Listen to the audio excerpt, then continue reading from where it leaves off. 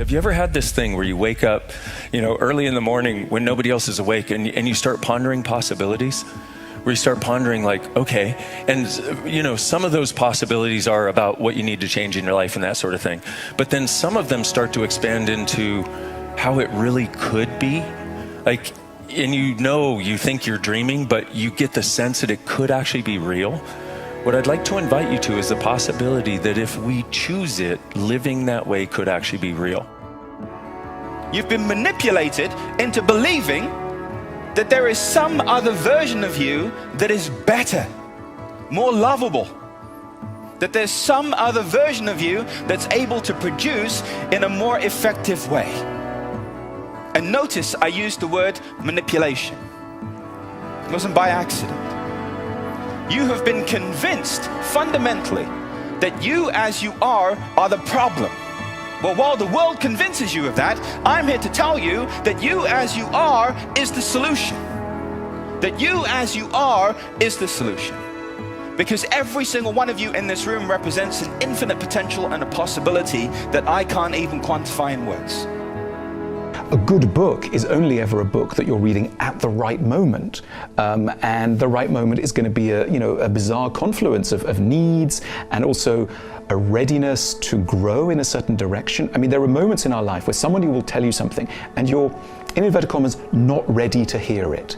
In other words, the idea, though correct, may be so threatening and so potentially destructive to the way in which you've ordered your life at that time that you are not ready to take it on board, even though maybe 10 years later, you've grown more solid in areas and you can take it on board. A lot of good ideas are both good but also anxiety provoking. In other words, if we were really to listen to them and take them in deep, we'd have to change things about our lives. Maybe we'd need to get out of a relationship or into a relationship, change jobs, change our likes and dislikes.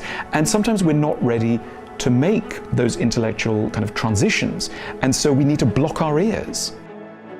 And I think the way people look at the world right now, because it's such an incredible time, is actually the quickest tell to who they are. If you think it sucks or it's bad, you have losing pessimistic DNA. And if you think it's awesome and phenomenal, you have optimistic winning DNA. And I believe that to be true. All it takes is somebody wanting to take a step. And there are certain things that a lot of people in this world are sitting there thinking in their minds and they're just not gonna do. Like, I used to always try to pull a lot of people and be like, you can do this, you can do this. But the people that hear that motivation over and over again, sometimes they take that step. Some people just have it in them. Early, it just starts and they just get in the muscle memory of just doing things. And if you fail, so what? You start over, you do it again. But most people, that fear of failure is the thing that I think prevents them from like really being successful. And then also it's like a lot of other things that are just difficult to do. When you tell people the answer to success, it's a lot of hard stuff. You got to work hard, right? Nobody wants to hear that. Everybody wants a shortcut, Some people understand that. They appreciate the progress, If you tell people right now, hey, if you want to lose this many pounds, this is what you got to do. There's no short solution. Lessons are what they are. You learn from them. And so I don't have a bad life because I had that experience. I have a great life because I had the experience. But you learn from your experiences. And that's what a lot of people don't do. They complain about it, but they don't want to learn from it. And that's a stubbornness that they have to stop. There was a moment where you first felt like you weren't enough. And from that moment, you have been trying to prove through every single action that you are. Do you understand this? You've been trying to prove through every single action that you are. Do you get this? Okay, that's what your whole life has been about.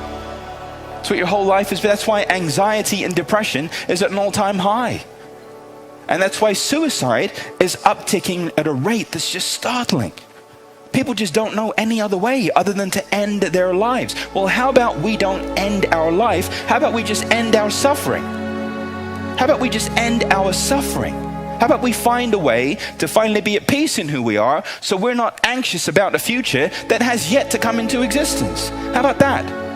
And how about we finally have the courage to relax into the love that we are, the abundance that we are, the health and well-being that we are, the totality of the truth that we are, so that we no longer have to wrestle with this thing called depression. I say get out of any environment that's negative to your potential dreams. You know, and I tell people that because I'm gonna tell you something. A parent could be negative, your kids could be negative, your wife or girlfriend, your partner could be negative, your minister could be negative, because you have to realize that a lot of people can't understand your vision. It means they're not going to give you advice. They're going to hold you back. They're going to set points of doubt in your mind. And that's important for you to understand, that is that so many people right now are being held back by people who say they love them. If you want to achieve success, everybody around you have to accept the responsibility of the success that you're trying to achieve. If they don't believe in it, you'll never win with that person. So you have to surround yourself with people who think like you, walk like you, talk like you, eat like you. But you got to have people who believe in your thought process, your dreams, your work ethic. Otherwise, you will not win. You know, we, in our culture, we speak so highly of thinking. We're always saying, like, thinking is good, reading is good, taking on ideas is good. Yes, but sometimes we're not ready for it because we're scared. You know, intellectual laziness is fear. There's no such thing as laziness, it's just fear. You're afraid that some things you might hit upon might open doors through which you are not keen to walk at that time.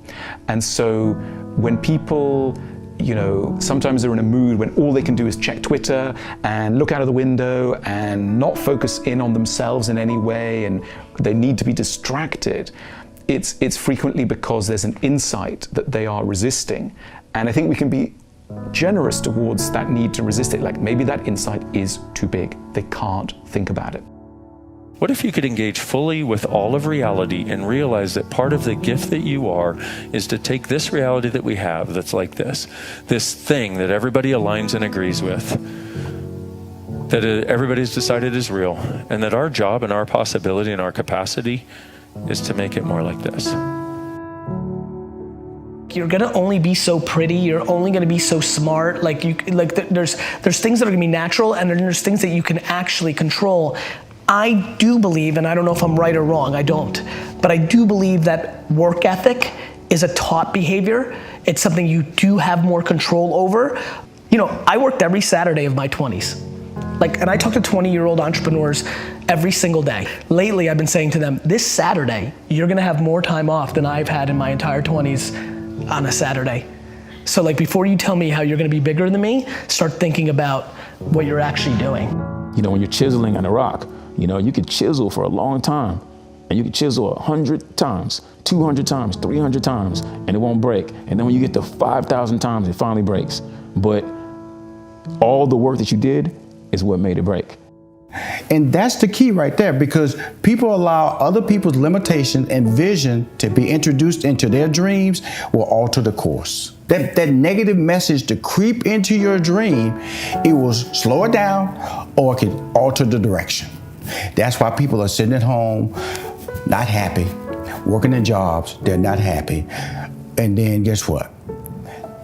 They take that negative spirit that affects them physically. And guess what? Eventually can lead to, guess what? A disappointing life, physically and mentally. You know, one way of looking at unhappiness is people who are in one way or another in a tunnel. They say, the only way to live is this way. They're not happy with it, but it seems the only way. I've got to love this person, though it's not making me happy. I've got to do this job, though it's a prison. I've got to live in this place, though I don't like it. And, you know, we can unpick some of those things and say, really, is that absolutely necessary? Where human beings are brilliant at building themselves cages and throwing away the key. Definition for consciousness is where everything and everyone exists and no one and nothing is judged. But then you look and you go, yeah, but if I don't judge this, how am I going to change it? You know how you're going to change it? From not judging it and asking a question like, what else is possible here? What can I be? What can I choose? What can I do? What can I create that actually creates a different possibility here? So how do we move forward? By doing the opposite of what everyone is telling you you need to do. How do we find peace? Stop trying to find peace. Be happy with what you have. Be at peace with what you have, because at that point you'll never be deluded, you'll never be manipulated, and you'll never be moved out of your power center, your core, who you are. And that's my deepest wish for you, because the truth cannot be understood. It can only be experienced. And who you are cannot be quantified. Who you are cannot be measured. Who you are cannot be put in a box. You're not a metric. You're a person. You're human. You're alive, and you matter.